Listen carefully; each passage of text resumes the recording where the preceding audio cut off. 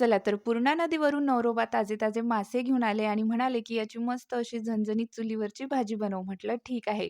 तर सुरुवातीला ना मासे स्वच्छ धुवून घेतले. नंतर त्यावरती थोडीशी हळद घातली, लसूण अद्रकची पेस्ट घातली, थोडासा लिंबूचा रस घातला, नंतर थोडंसं चवीपुरतं मीठ घातलं आणि सगळ्या माशांना हे व्यवस्थित छान लावून घेतलं. त्यानंतर पाट्यावरती भाजलेला कांदा, खोबरं, लाल मिरच्या सोबतच लसूण, अद्रक, जिरं, कोथिंबीर, काही खडे मसाले हे जास्त पाणी न घेता बारीक वाटून घेतलं.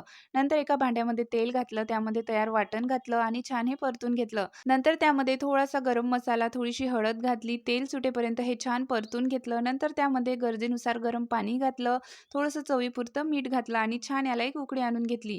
उकळी आल्यानंतरच आपल्याला यामध्ये मासे सोडायचे आहेत. आता मासे सोडल्यानंतर साधारण 3 ते 4 मिनिट आपल्याला हे छान शिजवून घ्यायचे आहेत.